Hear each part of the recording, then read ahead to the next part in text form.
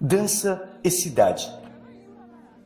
Neste capítulo, será possível observar como o movimento pode ocupar os diversos espaços urbanos e como a dança, a partir do século XX, começa a sair dos teatros e dos salões para ocupar também os espaços públicos como ruas, praças, museus, laterais de edifícios, telhados, etc.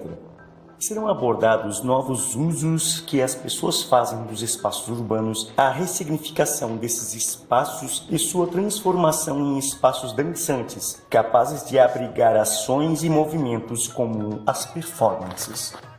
Também será tratado como a participação do público presente e a interação dos intérpretes com esse público interferem nos processos de criação de movimentos nesses espaços. Serão apresentados outras formas de movimento que surgem a partir da interação dos corpos com o espaço e o surgimento de iniciativas mais inclusivas, que valorizam as diferenças entre os corpos e representam diversas formas de expressões por meio da dança. A associação da dança a uma forma de espetáculo que acontece em teatros e salões pelo mundo afora é parte essencial da história desse campo artístico. Afinal, os principais estilos de danças reconhecidos atualmente como arte no Ocidente são oriundos de um período da história que durou até o século XIX, em que a Europa detinha o poder econômico. Ao longo desse período, esses estilos adentraram os teatros e salões para que, assim, pudessem ser apresentados e ensinados para as classes sociais mais privilegiadas e que ditavam as normas sociais da época. Cabe reconhecer que essa história sempre foi contada de acordo com a visão eurocêntrica do que pode ser considerado a dança. Outros grupos sociais também dançavam em outros espaços nesse período, a exemplos das sociedades africanas e dos povos indígenas que tinham suas muitas formas de dançar. E, até mesmo na Europa, a dança não surgiu com o objetivo de apresentação. Assim como o teatro, a dança teve sua origem nos rituais praticados por cada grupo social. No entanto, ao considerarmos a dança como uma das várias formas de fazer arte, vale lembrar que até o final do século XIX e início do século XX, os espaços urbanos não eram considerados espaços apropriados para os processos de criação e para as apresentações de dança, restringindo o acesso a essa arte às minorias economicamente privilegiadas. Por muito tempo, somente aqueles que podiam pagar para entrar num teatro tinham acesso e podiam assistir aos espetáculos de dança.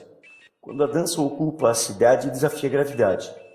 O movimento urbano surge a partir das relações do corpo que se move no espaço com as variadas qualidades dinâmicas do movimento. O corpo, o espaço e as várias qualidades ou dinâmicas são os componentes do movimento. Uma coreografia ou uma performance é elaborada com a combinação dos movimentos do corpo no espaço em um tempo determinado pela criação do intérprete ou do coreógrafo e sempre é influenciado pelo espaço que o corpo ocupa. A pesquisadora de dança Isabel Marques, no livro Interações, Crianças, Danças e Escola, de 2012, sugere que, para compreender o movimento, deve-se conhecer o corpo que dança, o que se move, o espaço que ele cria, onde esse corpo se move, e as diferentes dinâmicas do movimento, como esse corpo se move. Essa concepção de dança de Isabel Marques é baseada nos princípios desenvolvidos no início do século XX pelo teórico da dança Rudolf Laban. Para ele, o espaço é um aspecto oculto do movimento e o movimento um aspecto visível do espaço. No momento, é importante lembrar que são os movimentos que constroem o espaço onde se dança.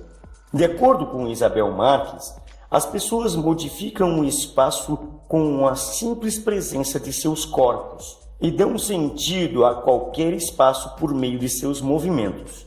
Em locomoção ou em pausa, o corpo cria espaços pessoais, aqueles que correspondem ao corpo em si, aos espaços que cada corpo ocupa e também aos espaços gerais, aqueles que são desenhados pelo movimento do corpo em relação ao ambiente que o corpo está.